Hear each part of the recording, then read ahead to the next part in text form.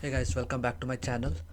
So in this video, we'll look into how to implement flying mechanic in Unreal using C++.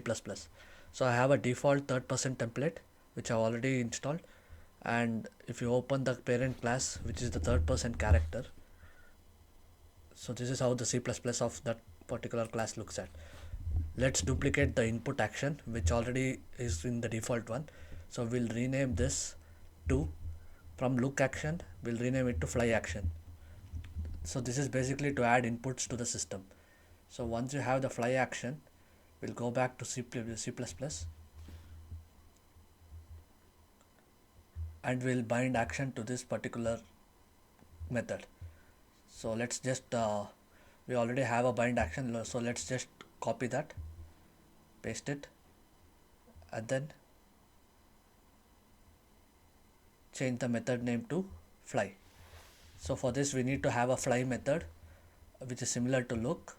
So let's go back to header file and we'll look for the look method. We'll copy it and then we'll paste it and rename it to fly. So this will be used for our input method. So we need to create a definition for this. So let's let Visual Studio create the definition. So once you have the bind action, we need to go back into Unreal Engine.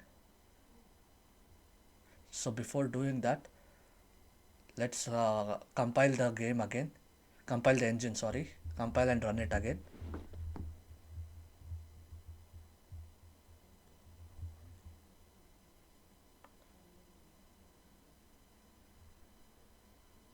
Okay, so once it is done, let's go to our BP third person character, open full blueprint editor, and then look for fly action. So currently we don't have any input action, so we would need to create one similar to jump. So let's go where jump is available and then right click, input, and then input action. Let's rename it to IA underscore fly. Let's save this one.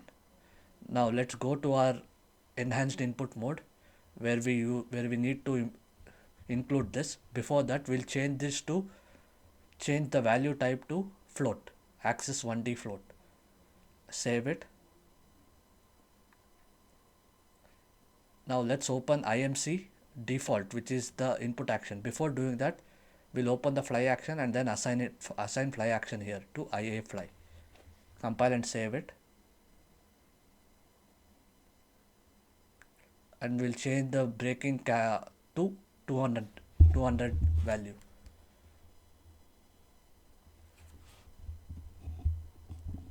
So let's search for IMC default. Let's add a new mapping here and select IA underscore fly. Once you do that, click on the keyboard icon and select the key. For now, I'll use left shift, and then left control. For the left control, we have to add modifiers and change it to negate, which means negative value. Save it. So let's go back to our Visual Studio, and in Visual Studio, let's add a float value called action value, which basically gets the float value dot get float. So this gets the from the input action value, it converts it into a float value. Now we need to get the pawn. So for that we need to add a pawn, control pawn, and then get pawn. Okay, it looks like get pawn is not available. Let's check if character has the get pawn in them. It looks like it has red squiggles,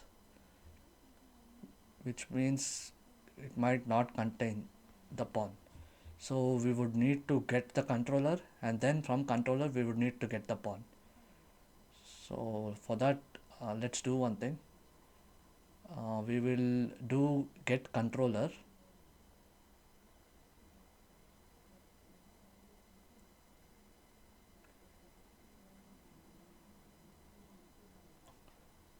so let's remove this and we'll use get controller and then get the pawn. and we need to add the template a pawn. Once you get the control pawn, you need to check if it is valid. In the if condition, if it is valid, it will be true. If it is a null pointer, it will not go inside this if statement. So we need to get the vector, forward vector of our character. So for that we'll use f vector forward vector. We'll use the Kismet math library.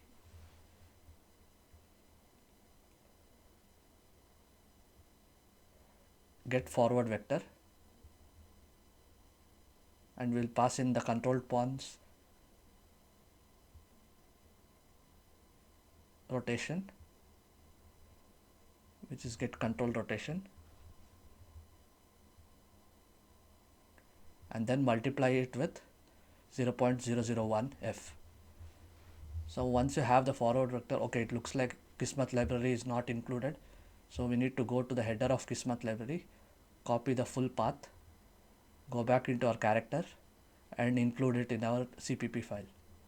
For that hash include, I'll just copy that and remove everything and only add what is necessary, which is Kismet and Kismet math library.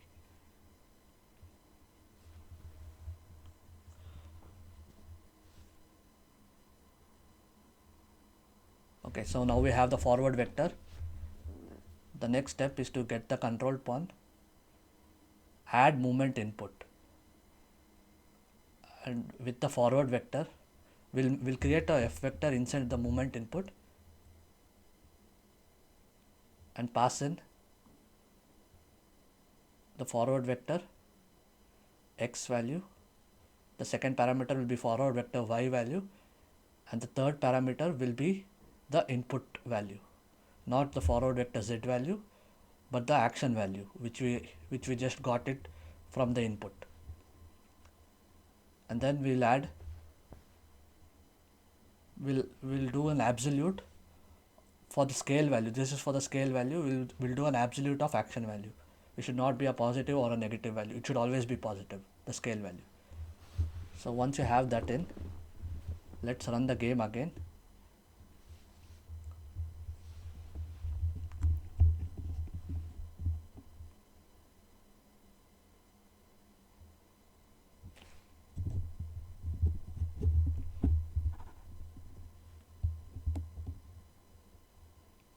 And see if our character will levitate now. Looks like it's not working.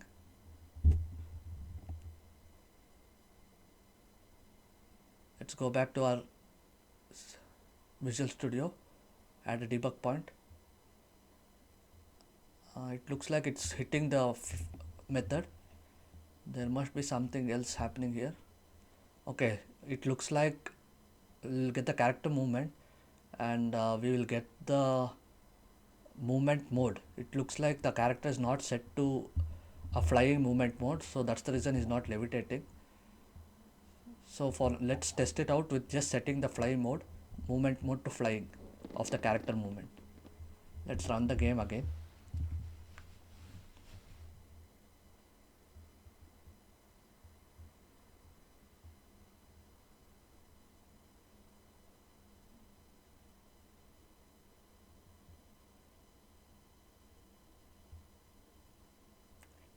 Now if I press shift, yeah, it looks like he's levitating and is going down too. So it looks like the issue is with the movement mode not being set to flying, and that's the reason it's preventing that from happening. So let's do that. So in order to know when we are flying and when we are walking, we need to create a local variable, not a local variable, a variable for this class. Let's name the variable as float. Let it be a private variable, and float, let's name it thrust with the initial value of 0. So whenever we press our shift or control, let's update the thrust value with the action value and multiply it with an arbitrary value like maybe 0.4 or something. So we'll do that, action value,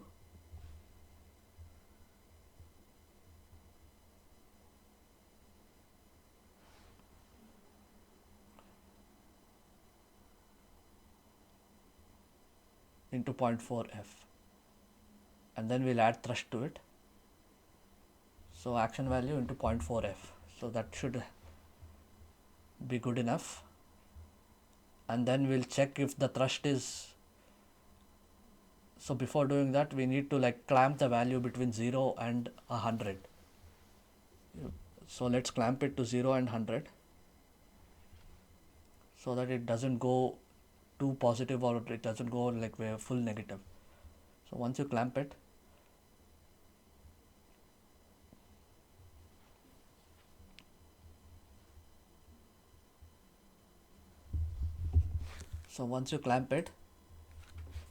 we can check the thrust value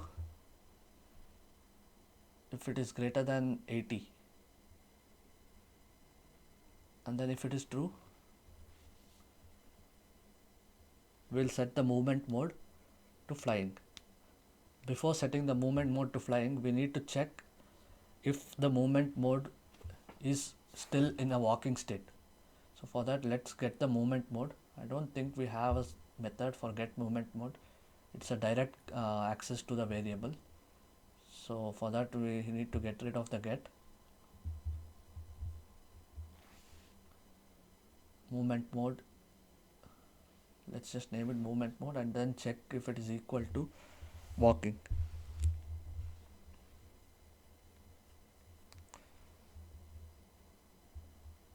So we have a E movement mode, which is a enum value, and we need to check if it is move walking. If it is move walking,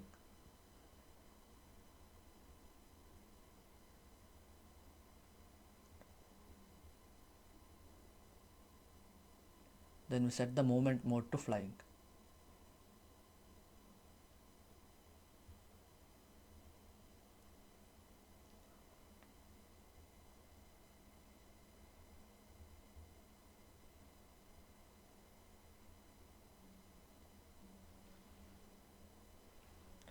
Now if the thrust value is less than 80, or if it is less than 50, for example, let's keep it as 50.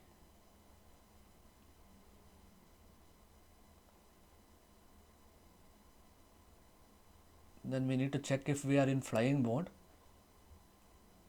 Let's just copy paste this one and change the movement mode to flying. If we are flying, then we need to change it to walking.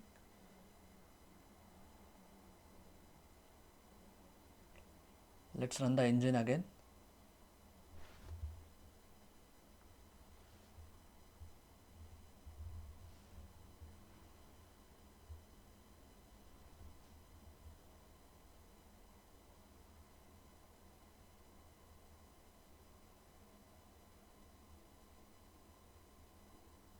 So on playing it, let's check if the character goes up. So after some time, the character will levitate and then go back down once it crosses 50. So it goes up, and on control it goes down, and you can walk around. So it goes up, and control will make it come down. Yeah, so that's it for this video. Thanks for watching. Please like, share and subscribe. Thank you.